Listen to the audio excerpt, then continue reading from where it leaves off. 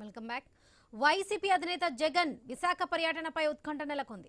రేపు అనకాపల్లి జిల్లా మాకవరపాలెంలో జగన్ పర్యటించనున్నారు. మెడికల్ కాలేజీని పరిశీలించనున్నారు జగన్. అయితే విశాఖ ఎయిర్పోర్ట్ నుంచి మాకవరపాలెం వరకు రోడ్ షో నిర్వహించాలని ఏర్పాట్లు చేస్తున్నారు. ఇందుకు అనకాపల్లి పోలీసులు నిరాకరిస్తున్నారు. జగన్ రోడ్ షో నిర్వహించేందుకు అనుమతి లేదని చెబుతున్నారు. వైసీపీ అధిక సంఖ్యలో జన సమీకరణ చేస్తుందని, విశాఖ ఎయిర్పోర్ట్ నుంచి మాకవరపాలెం వరకు జగన్ కు భద్రత కల్పించడం కష్టమని తెలిపారు. కరూరు తొక్కిసలాట ఘటనను గుర్తు చేస్తున్నారు. గాజువాక, లంకెలపాలెం, కొత్తూరు, తాళపాలెం జంక్షన్లో వైసీపీ శ్రేణులు అధిక సంఖ్యలో వచ్చే అవకాశం ఉందని పోలీసులు అంచనా వేస్తున్నారు. విశాఖ ఎయిర్పోర్ట్ నుంచి మాకవరంపాలెం వరకు అవసరమైతే హెలికాప్టర్ ద్వారా వెళ్లేందుకు అనుమతి కోరితే పరిశీలిస్తామని అనకాపల్లి ఎస్పీ తుహిన్ సింహా తెలిపారు. హెలిప్యాడ్ ఏర్పాటు చేసేందుకు తమకు ఇబ్బంది లేదని తెలిపారు.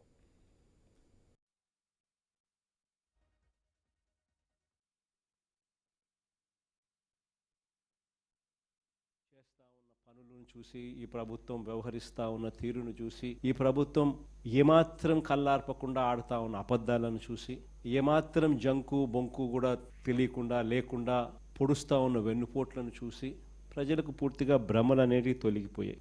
కేవలం ఈరోజు వీళ్ళ దృష్టిలో పాలన అన్నది ఎందుకు అంటే, ఈరోజు ఎంత ఆదాయము, ఈరోజు ముగిసే లోపల రేపటికి ఇంకా ఎంత ఆదాయాలు పెంచుకోవాలి, సొంత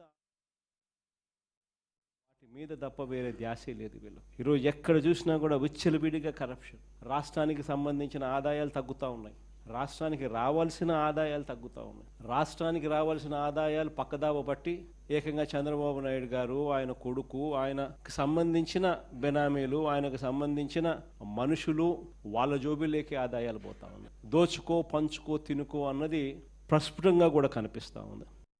ప్రజలకు ఈరోజు పూర్తిగా భ్రమ.